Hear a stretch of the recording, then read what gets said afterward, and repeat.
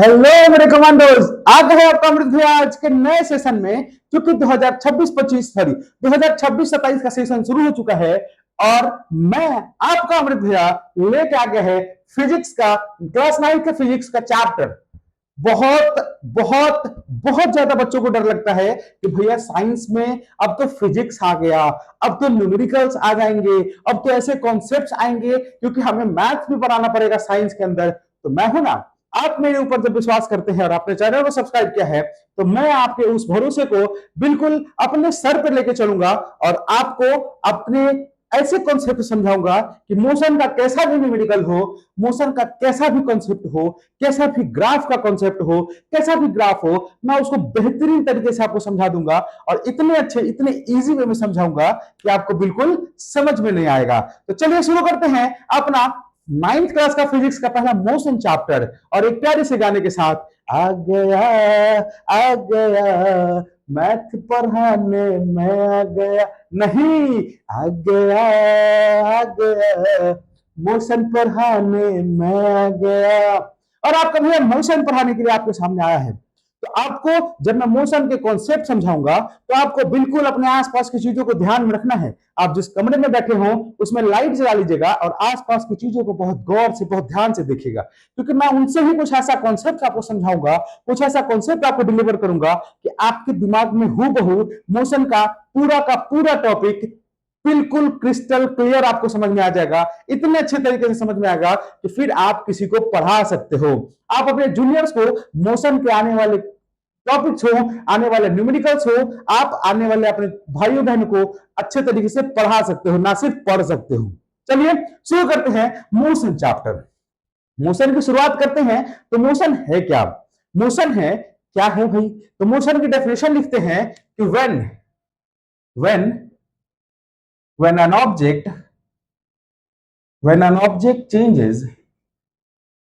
changes its position, हाँ, when an object changes its position with respect to its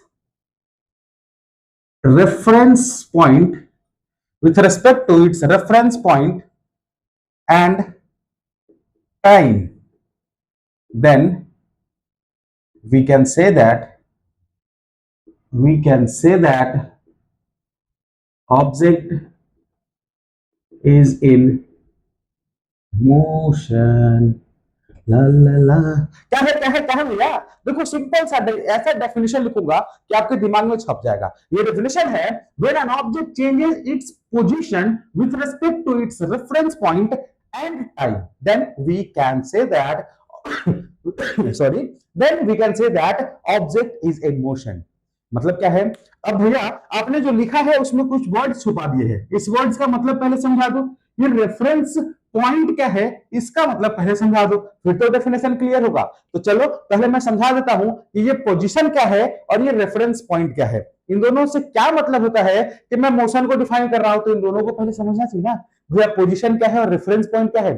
चलिए तो पहले position को समझाते हैं। देखिए पोजीशन क्या है, मान लीजिए कि आप एक कमरे में बैठे हैं और मम्मी ने बहुत आपका घर है, आपका बहुत बड़ा घर है और आपकी मम्मी ने आपको फोन किया, अरे बेटा खाना खाने चले आ, नीचे खाना बना दिया मैंने। तो आपने बोला, या मम्मी पूछी कहां है तू, तो आपने बताया कि मैं ऊपर के इस कमरे में बैठा हूं। आपने बताया मैं ऊपर वाले डाइनिंग रूम में बैठा हूं, मैं ऊपर वाले भगवान के कमरे में बैठा हूं। इस तरीके का आपने एक पोजीशन बताया, अपना पोजीशन बताया, उस ऑब्जेक्ट का पोजीशन बताया। या कभी कभी मम्मी के हाथों का किचन, आप खाना बनाते हो तो क्या करते हो, कुछ सामान इधर उधर इधर उधर रख देते हो, मतलब चीनी यहां से उठा के यहां रख दिया और आपको याद है तो मम्मी पूछते ना, अरे चीनी कहाँ रख दिया, तो आप बताते हो मम्मी चीनी वहां उस डब्बे के बगल में रखा हुआ है। मींस आपने उस चीनी का पोजीशन बताया कि वो पोजीशन कहां पे है। चीनी ऊपर रख दिया है, चीनी नीचे रख दिया है, चीनी को उठा के फ्रिज में डाल दिया है, चीनी को उठा के अपने कमरे में लेके गए तो खाते रहना पड़ते समय। तो आपने क्या बताया, उस ऑब्जेक्ट का पोजीशन डिफाइन किया। आप जब खेलते हो तो क्या किया जाता है, फील्डर का पोजीशन सेट किया जाता है। ग्राउंड में जब हम जाते हैं तो फील्डर्स का पोजीशन सेट किया जाता है। कोई लॉन्ग ऑफ पे रहेगा, कोई लॉन्ग ऑन पे रहेगा, कोई मिड विकेट पे रहेगा, कोई पॉइंट पे रहेगा। ये क्या है, फील्डर्स का पोजीशन होता है। अंपायर्स का भी पोजीशन डिफाइंड होता है। ये है पोजीशन। पोजीशन मतलब ऑब्जेक्ट जहां पे खड़ा है, मतलब आप ऑब्जेक्ट को जहां देख के स्टडी कर रहे हो वही उसका पोजीशन है। मतलब समझ गए, घर में पंखा लगाना है, सीलिंग फैन लगाना है, तो उसकी पोजीशन कहां होती है? क्या उसको हम इस दीवार में फिट करेंगे? नहीं करेंगे। उसको हम सीलिंग फैन में छत के बीच में सेंटर में फिट करते हैं ताकि पूरे कमरे में अच्छा तरीके से जाए। यानी कि उसका पोजीशन कहां होना चाहिए? बीच में हो, ताकि अच्छे तरीके से समझ में। ये पोजीशन वर्ड तो बहुत सिंपल है, आपको समझ में आ गया होगा। लेकिन भैया बताना, ये रेफरेंस पॉइंट तो सुनने में बहुत टफ होता है। रेफरेंस पॉइंट तो किसी को समझ में नहीं आता है। रेफरेंस पॉइंट होता क्या है एक्चुअली? चलो मैं आपको इतने इजी वे में समझा दूंगा रेफरेंस पॉइंट क्या होता है। आप कहोगे हाँ, रेफरेंस पॉइंट तो इसी को कहते थे। अब समझ में आ गया कि रेफरेंस पॉइंट क्या है। चलिए तो रेफरेंस पॉइंट समझते हैं। रेफरेंस पॉइंट क्या है? एक ऐसा पॉइंट, एक ऐसा आर्बिट्रेरी पॉइंट है। आर्बिट्रेरी पॉइंट मतलब ऐसा कोई भी पॉइंट, बहुत सारे रेफरेंस पॉइंट हो सकते हैं। जैसे मैं आपके सामने खड़ा हूं और मैं बोल रहा हूं कि मैं 3 किलोमीटर दूर खड़ा हूं। भाई किसी न किसी पॉइंट से 3 किलोमीटर दूर खड़ा हूंगा। मैं 2 मीटर दूर खड़ा हूं, फिर किसी एक पॉइंट से 2 मीटर, मैं तो खड़ा यहीं पे हूं। लेकिन मैंने 3 kilometre, 2 metre, 5 metre, 3 centimetre, 10 centimetre, अगर मैं अपना बता रहा हूं कि यहां से, जैसे मान लीजिए कि ये है आपका भैया, थोड़ा सा हेल्दी है, ये आपका भैया है, और मान लीजिए यहाँ का एक ऑब्जेक्ट, अब मैं बता रहा हूं कि ये मेरा घर है, होम, और मैं ग्राउंड में हूं, तो मेरा घर से मैं 3 किलोमीटर दूर हूं। ये मेरा ग्राउंड है, मैं ग्राउंड में हूं, और ये मेरा घर, ये मैं ग्राउंड में हूं। मैं कहा हूं? मैं ग्राउंड में हूं, ये मेरा घर है, मैं घर से 3 किलोमीटर दूर हूं। ये मेरा स्कूल है, तो स्कूल के जस्ट बगल में ही मेरा ग्राउंड है, तो मैं यहां से 200 मीटर की दूरी पे हूं। यहाँ क्या है? मैं खड़ा हूं और मेरे जस्ट बगल में एक प्लेयर खड़ा है। मैं ग्राउंड में हूं तो खेल रहा हूं ना, मेरे बगल में एक प्लेयर खड़ा है जो कि मेरे से सिर्फ 5 मीटर दूर खड़ा है। 5 मीटर दूर खड़ा है। मतलब मेरा रेफरेंस पॉइंट क्या होगा? मैं अपना पोजीशन, जिस पॉइंट की रिगार्डिंग मैं अपना पोजीशन बता रहा हूं, समझ पा रहे क्या बोल रहा हूं? जिस पॉइंट के रिगार्डिंग मैं अपना पोजीशन बता रहा हूं, उस पॉइंट को ही रेफरेंस पॉइंट कहेंगे। मींस अगर मैं अपना पोजीशन इस घर के अकॉर्डिंग बता रहा हूं, घर के अकॉर्डिंग मेरा पोजीशन 3 किलोमीटर दूर है, तो मेरा ये जो घर है, ये क्या है? रेफरेंस पॉइंट हुआ। अगर मैं अपना पोजीशन इस प्लेयर के अकॉर्डिंग रिगार्डिंग बता रहा हूं, तो मेरा रेफरेंस पॉइंट होगा ये। अगर मैं अपना पोजीशन स्कूल के अकॉर्डिंग बता रहा हूं, तो मेरा रेफरेंस पॉइंट हो ये। जैसे आप जब खेलने जाते हो तो आपके पापा फोन करते, कहाँ है? तो आप अपने बात छुपाना चाहते हो तो बोलते, अरे मैं मार्केट में ही हूं, मार्केट से 10 कदम आगे हूं, इस दुकान से 10 कदम पीछे हूं। मतलब आपने उस दुकान को क्या बताया? एक ऐसा पॉइंट बताया जिससे आप अपना डायरेक्शन, आप अपना डिस्टेंस बता सकते हो। डायरेक्शन नहीं, आप अपना डिस्टेंस बता सकते हो या डिस्प्लेसमेंट बता सकते हो। थोड़ी थोड़ी बात करेंगे, डिस्टेंस डिस्प्लेसमेंट क्या है मैं ये समझा दूंगा। लेकिन पहले रेफरेंस पॉइंट समझो। रेफरेंस पॉइंट क्या है? रेफरेंस पॉइंट एक ऐसा फिक्स पॉइंट है जिससे आप अपना पोजीशन बताते हो, उसी को बोलते हैं रेफरेंस पॉइंट। ये किसी भी प्लेन में हो सकता है, 3D प्लेन में हो सकता है, 2D प्लेन में भी हो सकता है। लेकिन जनरली 3D प्लेन में हम बात करते हैं कि घर के आसपास हम बात कर रहे हैं, तो कहां खड़े हैं? जैसे आप खड़े हो ग्राउंड में और अंपायर आपको बोला कि आप विकेट से 15 मीटर दूर खड़े हैं, मतलब 30 यार्ड से बाहर खड़े हैं, तो आपका रेफरेंस पॉइंट क्या था? ये विकेट। विकेट जो था ना, विकेट से आप 30 यार्ड से बाहर खड़े हैं, तो नो बॉल हो गया भैया। 30 यार्ड से बाहर तो नहीं खड़ा होना था। यानी कि आपका रेफरेंस पॉइंट क्या होता है? जैसे फिर से वही समझा रहा हूं, ये क्या है? 3 विकेट्स हैं और एक ग्राउंड का ये 30 यार्ड का डिस्टेंस होता है। कितना? 30 यार्ड होता है। मेरे ख्याल से तो 30 यार्ड ही होता है। तो अगर मैं यहां पे खड़ा हो जाऊं पावर प्ले के अंदर, तो यहां से ये डिस्टेंस, यहां से ये डिस्टेंस क्या होगा मेरा? मैं 30 यार्ड के बाहर हूं, अंपायर बोलेगा आप 30 यार्ड से ज्यादा दूर खड़े हैं, तो वो रेफरेंस पॉइंट किसको लेके बात कर रहा है? विकेट को बात कर रहा है। मतलब समझ में तो आ गया ना मेरे भाई? रेफरेंस पॉइंट एक ऐसा पॉइंट है जिसके अकॉर्डिंग, जिसके रिगार्डिंग हम किसी ऑब्जेक्ट का पोजीशन डिफाइन करते हैं। उसके बीच में कितना डिस्टेंस है, उसके बीच में कितना डिस्प्लेसमेंट है, इसकी डेफिनेशन करते हैं, उसी को कहते हैं रेफरेंस पॉइंट। आ गया होगा समझ में? चलिए डेफिनेशन समझ जाते हैं क्या है। When an object changes its position with respect to its reference point and time, time के साथ, इसको समझाने की जरूरत नहीं है, then we can say that object is in motion। क्या है? मैं जब किसी ऑब्जेक्ट का पोजीशन चेंज होते हुए देखता हूं किसी रेफरेंस पॉइंट के अनुसार, तब मैं कहता हूं कि नहीं, ऑब्जेक्ट मोशन में है। इसका मतलब क्या है? डेफिनेशन भी शायद आपको क्लियर हो गया होगा। जैसे जैसे अगर मैं बात करूं, कहां गया मेरा, कहां गया कपड़ा, किधर गया भैया? हाँ, तो बोर्ड साफ करने वाला कपड़ा ढूंढ रहा था, मेरा कपड़ा मैं तो पहना ही हूं। हाँ, जैसे जैसे मैं बोला कि मैं यहाँ पे खड़ा हूं, मैं यहाँ पे खड़ा हूं, ये ग्राउंड है और ग्राउंड के एक पॉइंट पे मैं खड़ा हूं, यहाँ पे ये है ग्राउंड का पिच, ठीक है।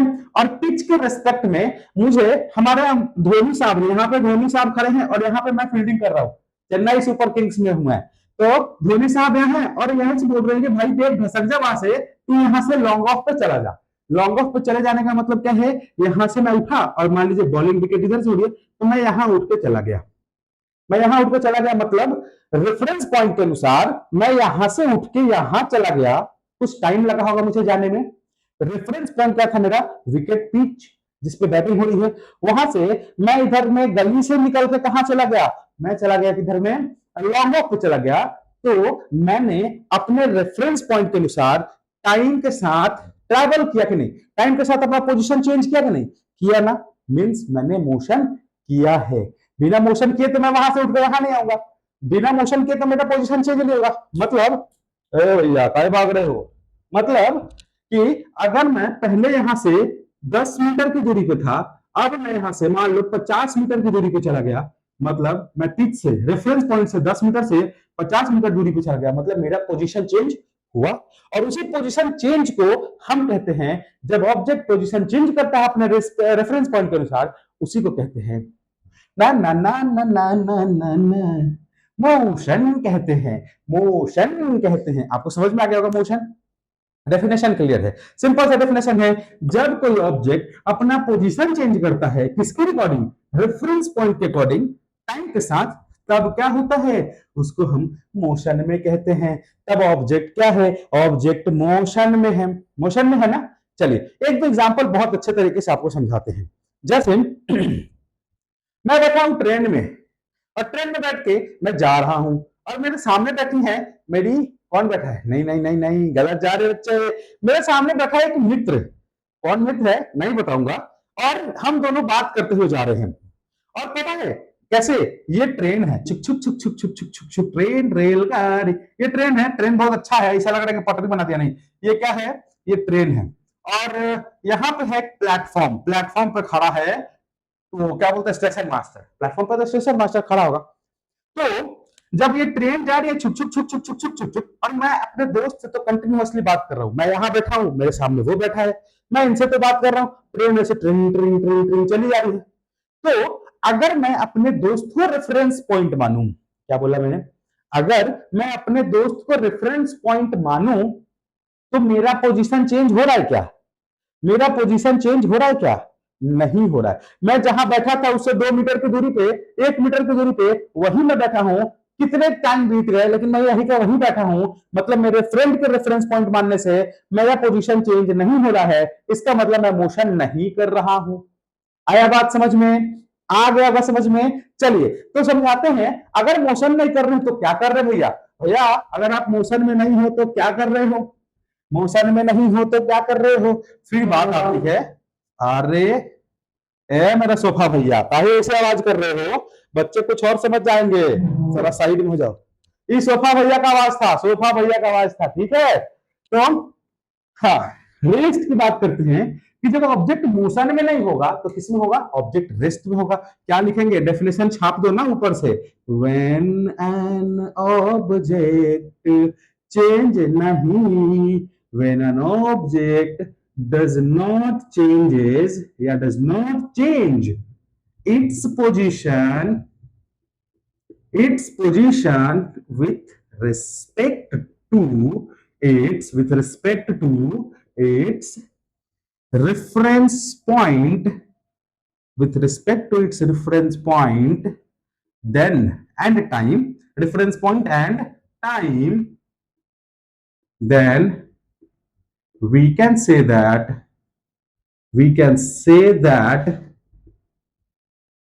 object is in rest, object is in rest. Simple सा डेफिनेशन है। जब धोनी भैया ने कहा कि बाबू उठ के यहां से लॉन्ग ऑफ पे चला जा, और मैं वहीं के वहीं खड़ा हूं, तो धोनी भैया क्या बोलेंगे, रेस्ट हो, चले जाओ, उठ के भागो जाओ, मोशन करो, मतलब अपना पोजीशन चेंज करो। जब कोई ऑब्जेक्ट अपने रेफरेंस पॉइंट के अनुसार पोजीशन चेंज नहीं करता है, उस कंडीशन को हम लोग कहते हैं वो ऑब्जेक्ट रेस्ट में है।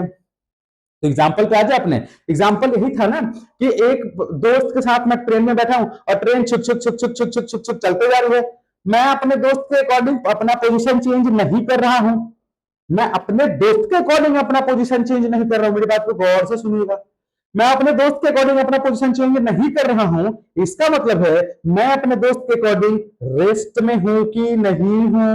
रेस्ट में हूं ना? हाँ। चलिए तो वही ट्रेन का एग्जांपल लेते हैं। ये रहा प्लेटफॉर्म और ये रहा ट्रेन का डब्बा, टिंग रिंग रिंग रिंग रिंग, और मैं मान लो यहां बैठे हैं। अब क्या है, ये ट्रेन चल के जा रही है, ये ट्रेन चल के जा रही है, छुक छुक छुक छुक छुक छुक छुक चल के जा रही है। जब चल के जा रही है तो क्या होगा, स्टेशन मास्टर देख रहा है कि भैया ये दोनों आदमी चल गया, ये दोनों आदमी छपरा स्टेशन से पार कर गया। मतलब अगर मैं रेफरेंस पॉइंट स्टेशन मास्टर को बना दिया, तो अगर मैं रेफरेंस पॉइंट स्टेशन मास्टर को बना दिया तो स्टेशन मास्टर के अनुसार मैं इधर से आया, क्या होगा ना, मीन्स स्टेशन मास्टर के अनुसार मेरा पोजीशन हर एक टाइम के अनुसार चेंज हुआ है। मीन्स इस रेफरेंस पॉइंट के अनुसार हम मोशन में थे। ये भैया आपने क्या कहा, अभी तो कहा था कि रेस्ट में थे, अभी कह रहे हो कि मोशन में। हाँ, यही तो है कॉन्सेप्ट। कॉन्सेप्ट कहता है कि अगर ऑब्जेक्ट रेस्ट में है तो वो किसी दूसरे रेफरेंस पॉइंट के अकॉर्डिंग वो मोशन में भी हो सकता है। यही तो था, यही तो था। तो हम अगर नोट पॉइंट लिख दें, नोट पॉइंट लिखें तो नोट पॉइंट क्या है, an object, an object is in motion, is in motion with respect to certain reference point, reference point should be no need be, नहीं क्या लिखेंगे इसमें, an object is in motion with respect to certain reference, then it would be in, it would be in rest for certain reference point, reference point मतलब क्या है, एक object अगर किसी रेफरेंस पॉइंट के अनुसार मोशन में है तो वो किसी दूसरे रेफरेंस पॉइंट के अनुसार रेस्ट में भी हो सकता है एट द सेम टाइम। उसी टाइम में एक ऑब्जेक्ट किसी, अगर दो रेफरेंस पॉइंट की बात की है तो एक ऑब्जेक्ट इसके लिए मोशन में हो सकता है और इसके लिए रेस्ट में हो सकता है। अगर इसके लिए रेस्ट में है तो इसके लिए मोशन में हो सकता है। इस बात को भी समझाने की कोशिश तो मैंने किया है। एग्जाम्पल मैंने यही दिया कि जब ट्रेन में दो आदमी जा रहा है, मान लो ये दो आदमी ट्रेन में बैठ के जा रहा है, तो इसके लिए ये रेफरेंस पॉइंट है तो इसका पोजीशन चेंज नहीं हो रहा है, तो ये इसके अकॉर्डिंग ये रेस्ट में है। लेकिन जो मैं खड़ा हूं और ये ट्रेन में बंदे दो बैठे हुए हैं और ये लोग जा रहे हैं, तो मेरे अकॉर्डिंग रेफरेंस पॉइंट चेंज हुआ ना, पहले रेफरेंस पॉइंट ये था, अब रेफरेंस पॉइंट मैं हूं, तो मेरे अकॉर्डिंग इन दोनों का पोजीशन चेंज हुआ है। पोजीशन चेंज हुआ है तो मेरे अकॉर्डिंग ये दोनों, ये ऑब्जेक्ट की बात है, अगर इसकी स्टडी कर रहे हैं तो मेरे अकॉर्डिंग ये ऑब्जेक्ट मोशन में था, लेकिन इस रेफरेंस पॉइंट के अकॉर्डिंग ये ऑब्जेक्ट रेस्ट में था। यही तो मैं समझाना चाहता था। एक और एग्जांपल देता हूं, आप बैठे हो अपने कमरे के अंदर, तो मुझे ये बता दो कि आपके कमरे में एक टेबल रखा हुआ है कि नहीं रखा है ना? टेबल नहीं है, चलो कुर्सी रखा है, चलो कुर्सी रखा है, तो उसके अकॉर्डिंग बताओ आप रेस्ट में हो या मोशन में हो? जल्दी से कमेंट करो, कमेंट करो जल्दी से। कुर्सी के अकॉर्डिंग, कुर्सी को रेफरेंस पॉइंट माने हो तो आपका पोजीशन चेंज हो रहा है या नहीं हो रहा है? तो आपका आंसर क्या है? नहीं हो रहा है। नहीं हो रहा मतलब कुर्सी के अकॉर्डिंग आप रेस्ट में हो, बिल्कुल। लेकिन अगर मैं उस रेफरेंस पॉइंट को चेंज करके मैं बताऊं सन, सन जो हमारा सोलर सिस्टम का सेंटर में है वो रेफरेंस पॉइंट है, तब क्या होगा? अगर सन को रेफरेंस पॉइंट माने तो धरती मैया ट्रिंग ट्रिंग ट्रिंग ट्रिंग घूम रही है ना, मतलब तो धरती में बैठे हुए हम भी तो घूम रहे होंगे सन के अकॉर्डिंग। इसका मतलब उस चेयर के रिस्पेक्ट में हम रेस्ट में थे, लेकिन अगर रेफरेंस पॉइंट हमारा सन हो जाएगा तो हम मोशन में होंगे। एक ही टाइम पे एक ऑब्जेक्ट अलग अलग रेफरेंस पॉइंट के लिए रेस्ट में भी हो सकता है, मोशन में भी हो सकता है। बात क्लियर हुआ कि नहीं हुआ? अरे बात क्लियर हुआ कि नहीं हुआ? हो गया ना? चलो मैं यही समझाना चाहता था। तो आपको रेस्ट समझ में आ गया, आपको मोशन समझ में आ गया, तो क्या डेफिनेशन में कभी गड़बड़ी होगा? आज के बाद किसी इस टॉपिक पे कभी भी कोई प्रॉब्लम होगा? नहीं होगा ना। तो लाइक कर दो ना, वीडियो पसंद आ रहा तो लाइक कर दो। तब तक हम चलते हैं दूसरे टॉपिक की ओर। हमारा दूसरा टॉपिक क्या होगा? दूसरा टॉपिक होगा, अरे भैया क्या होगा, हम पोजीशन समझ लिए, हम ऑब्जेक्ट समझ लिए, हम मोशन समझ लिए। एक गाना सुना हूं, मैं निकला ओ गड्डी लेके, ओ सड़क पे एक मोर आया, मैं उठा दिल छोड़ आया। मतलब जब आप घर से निकले थे तो मोशन करके निकले थे, किसके रिस्पेक्ट में? घर के रिस्पेक्ट में। लेकिन जब मोर आया तो मोर पे आपने दिल छोड़ दिया, तो उस मोर के रिकॉर्डिंग आपका दिल रेस्ट में चला गया है। रेस्ट इन पीस नहीं बोलेंगे। अच्छा, ये गाना सुनते थे तो बचपन में ये आ जाता था क्या कि मैं निकला और गाड़ी लेके, एक सड़क पे मोर आया, मोर मीन्स पिकॉक आया, और मैं उसको देख के वही दिल छोड़ाया? क्या आपके दिमाग में ये चलता था क्या? हाँ, चलता था क्या? मैं बचपन से यही समझता था, लेकिन जब तक गदर 2 नहीं आया था तब तक मुझे समझ में नहीं आया कि अच्छा मोर का मतलब होता है कि टर्निंग। टर्निंग आया था। हाँ, बहुत बड़ा कॉन्सेप्ट मिस्टेक था बचपन से। चलो, क्लियर तो हो गया, शायद आपका भी क्लियर हो गया होगा। चलिए, अब हमारा नेक्स्ट टॉपिक है ring ring ring ring ring ring distance. Distance क्या है?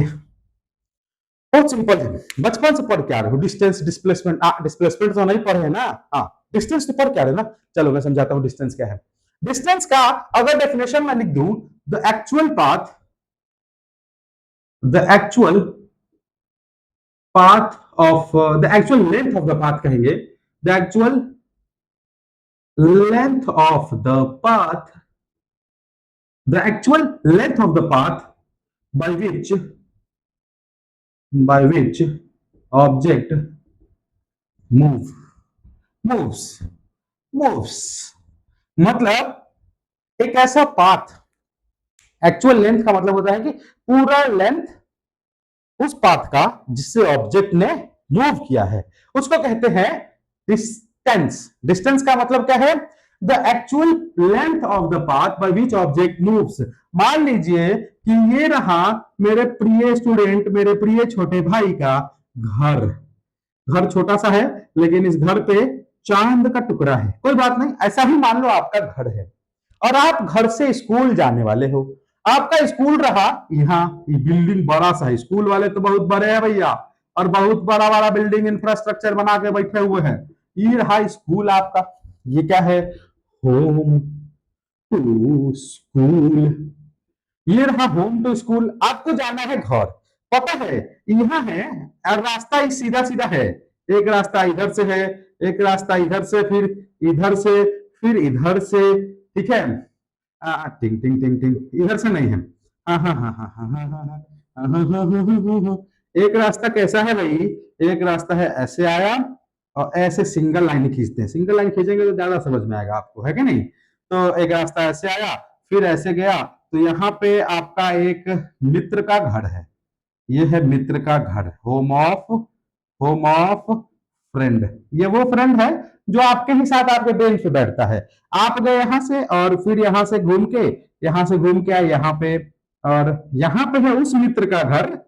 उस मित्र का घर, नहीं नहीं बाबा, इस पे तो दिक्कत हो जाएगा। उस मित्र का घर जिसके साथ आप बैठना चाहते हो, ये वो मित्र का घर है जिसके साथ आप बैठना चाहते हो।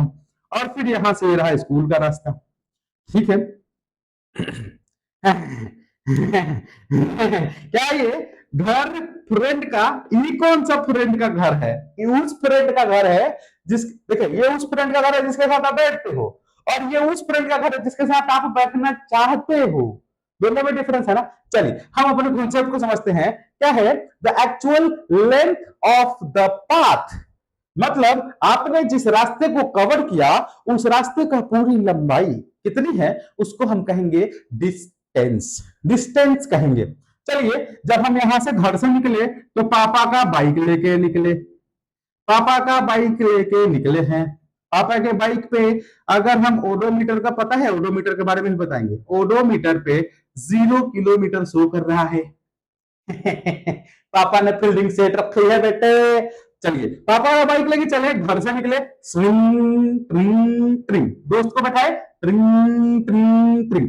अरे ये तो बैठने वाली नहीं है, तो आप इसके घर के बगल से घूम के इसको खिड़की से झांकते हुए यहाँ से खिड़की से झांकते हुए आप यहाँ आ गए स्कूल। आपने झांका था कि नहीं? झांका था ना। मीन्स आपने मान लो इस लेंथ का 5 किलोमीटर है, अगर हम इस लेंथ को मानते हैं कि ये 2 किलोमीटर है, ये लेंथ मानते हैं 3 किलोमीटर मान लेते हैं, ये लेंथ है मान लो 1 किलोमीटर, और ये लेंथ है मान लो 4 किलोमीटर। फंस गया बेटा, पापा ने फील्डिंग सेट किया था। हाँ, तो क्या किया हमने, बोला कि जब आप घर से निकले तो 5 2 7 3 10 11 4 15 किलोमीटर पे घर पहुंचे, स्कूल पहुंच गए। आपके ओडोमीटर पे जीरो से रीडिंग क्या हो गया? 15 किलोमीटर का। और आपका स्कूल का दूरी क्या था? आपके स्कूल का जो सीधा वाला रास्ता था, इसकी दूरी थी 5 किलोमीटर। 5 किलोमीटर थी। तो मैंने क्या बोला, आपने कितना डिस्टेंस ट्रेवल किया? आपने डिस्टेंस ट्रेवल किया 5 किलोमीटर, 2 7 3 10 1 11 4 15, मतलब total length of path, total length of path कितना हो जाएगा? 5 kilometre plus 2 kilometre plus 3 kilometre plus 1 kilometre plus 4 kilometre. तो टोटल लेंथ 5 2 7 3 10 11 4 15 किलोमीटर।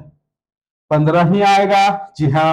तो आपने स्कूल पहुंचने के लिए पापा की बाइक को 15 किलोमीटर तक काटा है, और स्कूल तो पहुंच गए। स्कूल से जब वापस लौटे तो आप इस रास्ते से नहीं आए, क्योंकि आपको दोस्त को खिड़की से झांकना था, फिर से आप घूम के यहाँ आए, तो फिर से आपने चला 15 किलोमीटर, ओडोमीटर पे शो किया 30 किलोमीटर। तो जब पापा जी आपसे पूछेंगे, बेटा तेरा स्कूल था 5 किलोमीटर दूर, ओडोमीटर पे 10 दिखाता तो सही था, 12 दिखाता सही था, ये 30 कैसे हो गया? ये 30 कैसे हो गया? तो फिर आपको एक्सप्लेन करना पड़ेगा ना पापा को। क्या एक्सप्लेन करेंगे बेटा? पापा को एक्सप्लेन करना पड़ेगा, पापा मैं तो पहले दोस्त के घर गया, दोस्त से दोस्त को उठाया, फिर दोस्ती नहीं के घर गया, फिर स्कूल गया। बिल्डिंग तो पहले से सेट थी बेटे, पापा ने जीरो करके इसीलिए तो दिया था कि आपका डिस्टेंस निकाला जाए कि कितना गाड़ी आप चला रहे हो। तो डिस्टेंस क्या है? डिस्टेंस है एक्चुअल पाथ, जितना आपने गाड़ी चलाया उसका लेंथ को, उस एक्चुअल पाथ को ही डिस्टेंस कहते हैं। और इस डिस्टेंस को अगर हम इसकी एसआई यूनिट की बात करेंगे, इसको किस में मेजर करते हैं? तो इसको मेजर करते हैं मीटर में। इसको स्मॉल में लिखते हैं एम, इसको मीटर में मेजर करते हैं। क्योंकि इसके पास कोई डायरेक्शन नहीं है, पूरा घूम घाम के कैसे भी जाए, तो ये एक कैसा क्वांटिटी है? ला ला ला ला ला, ये एक, अरे दादा रे दादा गलती हो गया भैया, माफ कर दो, ये एक स्केलर क्वांटिटी है। ये एक स्केलर क्वांटिटी है। स्केलर क्वांटिटी और वेक्टर क्वांटिटी तो समझ में आता है ना? अरे नहीं भैया, मैं तो 9th में हूं। आपको क्या लगा 11th में? अरे नहीं नहीं, मैं 9th के हिसाब से समझाता हूं। ये स्केलर क्वांटिटी क्या है? चलिए तो पहले इसको समझ जाइए, हम थोड़ी देर के बाद स्केलर क्वांटिटी और वेक्टर क्वांटिटी क्या होता है समझा देते हैं। हाँ, तो आपको ये समझ में आ गया कि डिस्टेंस क्या है? Actual path of the length by which object move, उसी को डिस्टेंस कहते हैं। इसका ऐसा यूनिट मीटर होता है। क्वांटिटी क्या है? ये एक स्केलर क्वांटिटी है। कोई बात, कोई दिक्कत, कोई परेशानी नहीं है ना? अरे नहीं है ना? और इसको मेजर करने का जो डिवाइस होता है, ये क्या है? हो, ये जो डिवाइस है ओडोमीटर, जो आपके गाड़ी में लगा होता है ओडोमीटर, इस ओडोमीटर का काम क्या है? इस ओडोमीटर का काम है measuring, measuring total distance covered by body या कवर्ड बाय व्हीकल। हा हा हा, मतलब ओडोमीटर का काम क्या है? ओडोमीटर का काम है आपकी गाड़ी कितनी चली है वो पूरा मेजरमेंट करता है कि वो कितना गाड़ी चला है। तो अगली बार से ध्यान रखना दोस्त, अगर जीरो करके पापा ने गाड़ी दिया, इसका मतलब फील्डिंग सेट है। अपने मित्र को देखने मत जाओ, भागो सीधे स्कूल, स्कूल से वापस। तब पापा समझेंगे नहीं नहीं नहीं, बेटा को ठीक है, कोई दिक्कत नहीं है। चलिए, तो डिस्टेंस समझ में आ गया होगा। फालतू बातें बहुत ज्यादा करता हूं क्योंकि आपको एंटरटेन करना, आपको हर समय में फोकस रखना इस टॉपिक पे, और टॉपिक से रिलेटेड ही बात करता हूं ताकि आपको बहुत इजी वे में आपको कॉन्सेप्ट समझ में आ जाए। इस तरीके से समझा दूं कि हाँ, फिजिक्स यही है, जो आप घर में डेली यूज करते हो उसी को तो फिजिक्स कहते हैं। तो चलिए, डिस्टेंस समझ में आ गया होगा, डिस्टेंस का पूरा चीज समझ में आ गया होगा। तो क्या इसका नोट चाहिए? हाँ नोट्स चाहिए, अरे नोट्स चाहिए तो दिए गए नंबर पे, ये मेरा व्हाट्सएप नंबर है, इसको फॉलो कर लो ना, ये फॉलो कर लो, उस पर लिंक आएगा, फॉलो कर लो, ये व्हाट्सएप का लिंक डाल दूंगा, उसको फॉलो कर लो, उस पर मैं आपको बार बार लिंक भेज देगा भाई, मैं हर बार भेज देगा। चलिए हम लोग चलते हैं अपने अगले टॉपिक पे। हाँ, ला ला ला, धुरंधर देख लिए क्या मेरे दोस्त? अरे धुरंधर देख लिए, धुरंधर देख लिए हो तो मोशन में धुरंधर मैं तुमको बना दूंगा। क्या आपको ये बात समझ में आ रही है? आ रही है? कॉन्सेप्ट समझ में आ रहा है? अरे तो लाइक कर दे मेरे भाई, अरे मेरे जानी, लाइक कर दे। वो है ना डायलॉग सुना हो राजकुमार का, राजकुमार जानी, जानी, मैं भी नहीं आता, मुझे भी नहीं आता, जानी, कॉन्सेप्ट समझ में आ रहा है? अगर कॉन्सेप्ट समझ में आ रहा है तो लाइक कर दो बाबू। चलिए आते हैं, देखिए फिजिक्स में एक क्वांटिटी होता है जिसको हम लोग फिजिकल क्वांटिटी के नाम से जानते हैं। ये क्या है? फिजिकल क्वांटिटी बहुत सारे हो सकते हैं। क्या हो सकता है? Time, distance, speed, metre, temperature, kilometre, kilometre ये तो यूनिट है ना, sorry sorry, temperature, distance, displacement, speed, velocity, acceleration, time, बहुत कुछ, ये सारी क्या है? फिजिकल क्वांटिटी है। और फिजिकल क्वांटिटी कितने होते हैं भाई? फिजिकल क्वांटिटी दो होता है, एक होता है वेक्टर क्वांटिटी, एक होता है स्केलर क्वांटिटी। ला ला ला, स्केलर क्वांटिटी और वेक्टर क्वांटिटी। तो मैं थोड़ा सा, पहले लगा है मुझे थोड़ा प्यास, तब तक मैं आपसे पूछता हूं कि बता दो डिस्टेंस क्या है। कमेंट करो, कमेंट करो, डिस्टेंस क्या है, पूरा का पूरा डेफिनेशन छाप दो कमेंट में।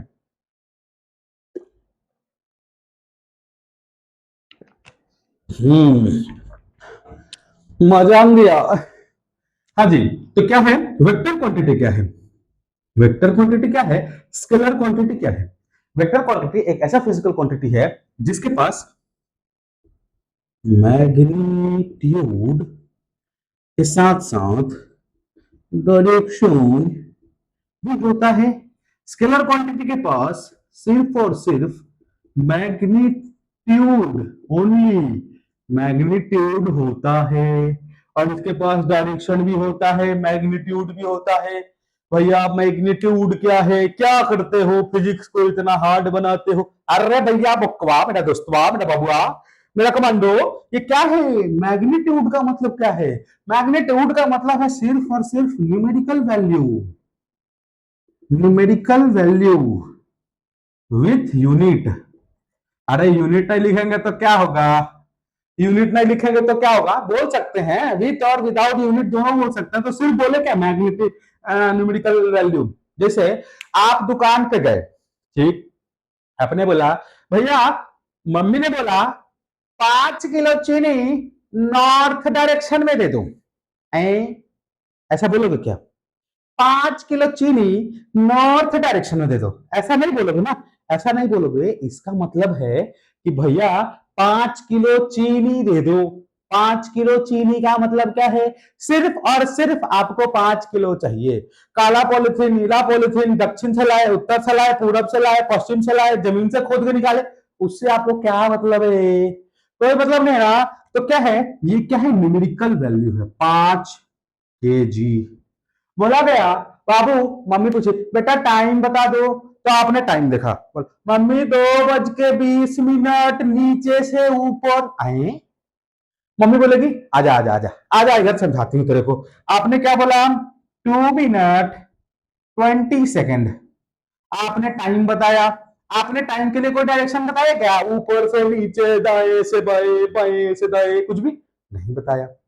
आपको मम्मी ने बोला बेटा, पनिशमेंट दिया मैंने, मान लो कि आपने याद नहीं किया तो मैंने पनिशमेंट दिया, जा 300 सीढ़ी चढ़ के उतर जाओ, उतर के चढ़ जाओ, कैसे भी 300 सीढ़ी तुमको चलना है, या भाग के जाओ ग्राउंड में, मेरे को तुम 5 बजे सुबह में ग्राउंड में दिखने चाहिए। तो आप कैसे भी जाओगे, कैसे भी जाओगे मतलब किसी फिक्स डायरेक्शन से थोड़ी जाओगे। हो सकता है कोई उधर से भाग के जाएगा, कोई इधर से भाग के जाएगा, कोई इधर से जाएगा, कोई उधर से जाएगा, जाएगा ना। जाना कहाँ है? सिर्फ और सिर्फ ग्राउंड पहुंचना है। मीन्स आपको ग्राउंड पहुंचने के लिए कोई डेफिनेट डायरेक्शन से जाना है क्या?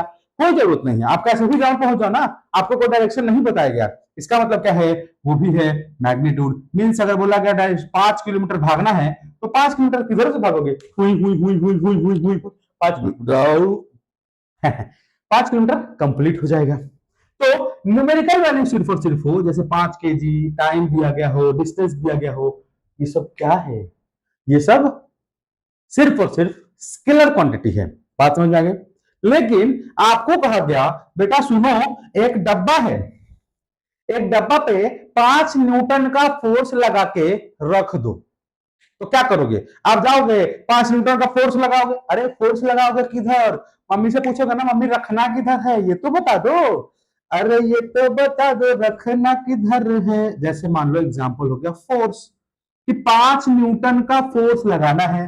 अब फोर्स लगाना है ए से बी की तरफ या बी से ए की तरफ, किसी ना किसी डायरेक्शन की तो बात होगी ना, कि मम्मी नीचे से ऊपर खींचना है या ऊपर से नीचे धक्का देना है 5 न्यूटन, या इधर से इधर देना है या इधर से इधर देना है।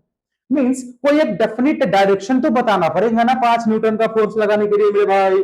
जी हाँ, तो इसके साथ साथ मैग्नीट्यूड के साथ साथ आपको डायरेक्शन की भी जरूरत पड़ेगी। बात समझ में आई? आ गई ना?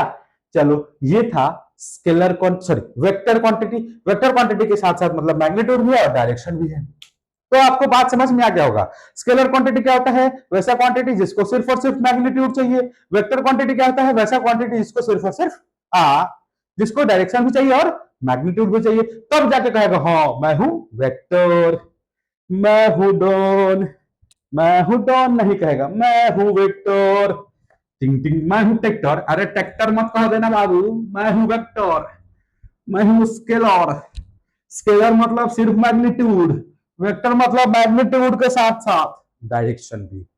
तो मुझे तो ऐसा लग रहा होगा कि आपको कॉन्सेप्ट क्लियर हो रहा होगा। अरे समझ में नहीं आ रहा है? समझ में आ रहा है कि नहीं आ रहा है? आ रहा है ना? तो फटाक से लाइक कर दो और कमेंट कर दो, और फिर अगले वीडियो के लिए चैनल को सब्सक्राइब भी कर दो, ताकि हम अगले वीडियो में डिस्प्लेसमेंट पढ़ा जाएगा। ये तो इंट्रोडक्शन ही था भाई, ये तो इंट्रोडक्शन था। कैसा है क्लास? ये आपको समझ में आ गया होगा। कॉन्सेप्ट समझ में आ रहा है कि नहीं वो भी समझ में आ गया होगा। तो डिस्प्लेसमेंट क्या है वो भी समझ में आ जाएगा। अरे भैया अभी मत जाओ ना, बड़ा मजा आ रहा है, पढ़ा दो ना। अरे पढ़ लो ना भाई, पढ़ लो ना बाबू, पढ़ लो ना, पढ़ लो ना। डिस्प्लेसमेंट क्या है? The shortest path, shortest distance from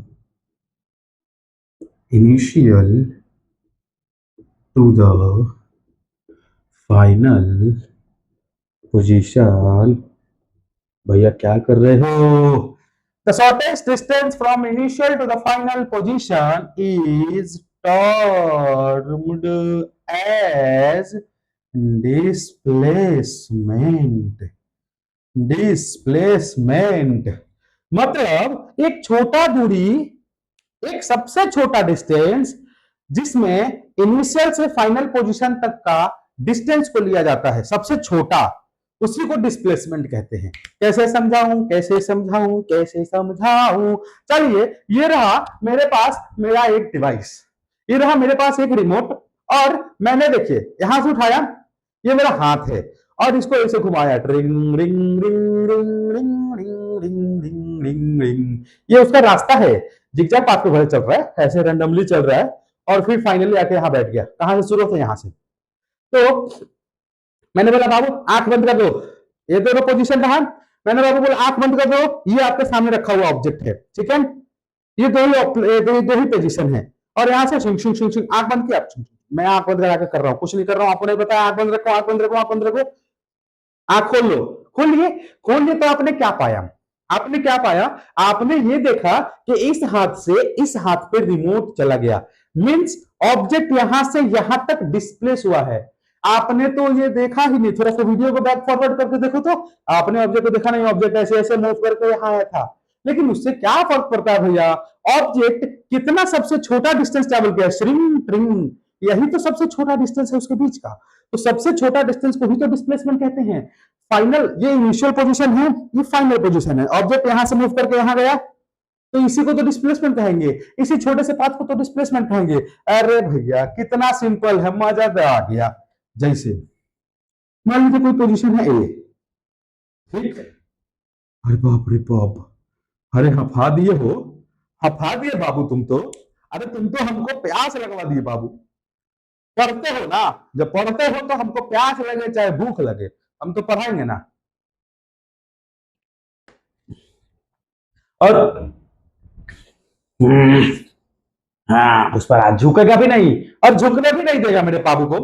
चलिए, मैंने ये बोला कि देखिए यहां से एक प्यारा सा गाड़ी है, ट्रिंग ट्रिंग। ये गाड़ी नहीं, मॉन्स्टर कार है। इसमें चक्के लगे हैं बहुत खतरनाक। ठीक है।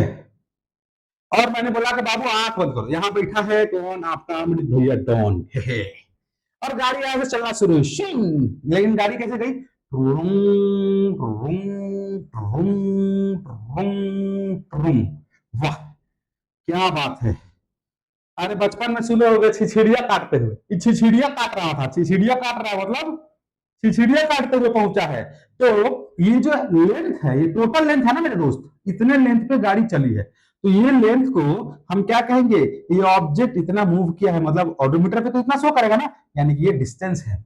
लेकिन ये था इसका इनिशियल पोजीशन, इनिशियल पोजीशन। और ये रहा फाइनल पोजीशन, ये रहा फाइनल पोजीशन। इनिशियल पोजीशन और final position. Object initial position से फाइनल पोजीशन तक जाने में क्या इसका शॉर्टेस्ट डिस्टेंस यही है क्या? अरे कुछ ना समझ में आए, एक सीधा लाइन खींच दो। सीधा लाइन दो पॉइंट के बीच में सबसे छोटा डिस्टेंस ही होता है भाई। जनरल मैथमेटिक्स है, ए से बी के पास पहुंचना है, तो ऐसे ना जाके हम क्या करेंगे? सीधे ऐसे पहुंच जाएंगे। ये सीधा लाइन इसका सबसे छोटा डिस्टेंस होगा। इससे जाएंगे तो ये दोनों का सम इससे बड़ा होगा ना भाई। तो हमने यही बोला कि सबसे छोटा डिस्टेंस कहां से होगा? इनिशियल पॉइंट से फाइनल पॉइंट तक के the shortest distance from initial point to the final position is termed as displacement. Shortest distance initial point से फाइनल पॉइंट तक जाने में जो ये शॉर्टेस्ट डिस्टेंस है, इसी को तो हम लोग डिस्प्लेसमेंट कहते हैं। अरे भैया, आपने बोला ये डिस्टेंस ही है। अगर डिस्टेंस है तो इसका एसआई यूनिट क्या होगा? ऐसा यूनिट भी तो मीटर ही होगा, क्योंकि डिस्टेंस ही तो है। अभी छोटा हो चाहे बड़ा हो, डिस्टेंस ही ना है, तो डिस्टेंस है तो यूनिट मीटर ही होगा ना। ऐसा यूनिट तो मीटर होगा। ठीक है, ठीक है। और ऐसा यूनिट हो गया। अच्छा, ये बताओ भैया कि इस पॉइंट से इस पॉइंट तक जाने में जब सबसे छोटा डिस्टेंस ट्रेवल करेंगे, तो क्या एक डेफिनेट डायरेक्शन यही डायरेक्शन होगा? अगर हम किसी दूसरे डायरेक्शन को भी फॉलो करते हैं ना, तो वो सबसे छोटा डिस्टेंस नहीं होगा। बात समझ आ रही ना? तो एक पॉइंट से दूसरे पॉइंट तक जाने में जो सबसे छोटा डिस्टेंस है, वो किसी फिक्स डायरेक्शन में ही हो सकता है। अगर हम एक डायरेक्शन चेंज किए तो वो छोटा नहीं होगा। यानी कि सबसे छोटा डिस्टेंस के लिए किसी ना किसी फिक्स डायरेक्शन में मूव करना होगा। तो इसके पास मैग्नीट्यूड भी हुआ, डायरेक्शन भी हुआ, तो बाबू मेरा ये कैसा क्वांटिटी होगा? ये होगा वेक्टर क्वांटिटी। अरे आया कि नहीं मेरे भाई? आया कि नहीं डिस्प्लेसमेंट? तो डिस्टेंस और डिस्प्लेसमेंट का डेफिनेशन और पूरा का पूरा कॉन्सेप्ट मैंने आपको समझाया है। ठीक है, आपको इतना समझ में भी आया होगा। आया ना मेरे कमांडोज? कमांडोज मेरे समझ में आ गया होगा। तो हम आज क्लास को यहीं पर रहने देते हैं, और जब हम नेक्स्ट क्लास में आएंगे तो आपसे डिस्टेंस और डिस्प्लेसमेंट पूछेंगे भी। और डिस्टेंस और डिस्प्लेसमेंट के जो बेसिक डिफरेंस है, क्या डिफरेंस था, आपको एक बार बोल रहा हूं कि एक बार केस स्टडी करके आना कि भैया डिस्टेंस और डिस्प्लेसमेंट में क्या क्या डिफरेंसेस थे। तो उस केस स्टडी को जब करके आओगे तो बहुत इजी वे में समझ में आ जाएगा कि डिस्टेंस एंड डिस्प्लेसमेंट क्या है। और जब ये समझ में आ जाएगा तो फिर हम जब समझाएंगे तो आपके दिमाग में टक टक टक टक टक टक टक टक टक मींस पूरा का पूरा हूबहू कॉपी पेस्ट हो जाएगा। तो अभी तक के लिए इतना ही छोड़ देते हैं। डिस्टेंस और डिस्प्लेसमेंट तक का डेफिनेशन और पूरा कॉन्सेप्ट समझा दिया हूं। अगर अच्छा लगा होगा तो अपने दोस्तों को शेयर कर दो, लाइक कर दो, चैनल को सब्सक्राइब कर लो, क्योंकि डिफरेंस पढ़ना है और पूरा का पूरा फिजिक्स फिर से पढ़ना है साथ में अमृत।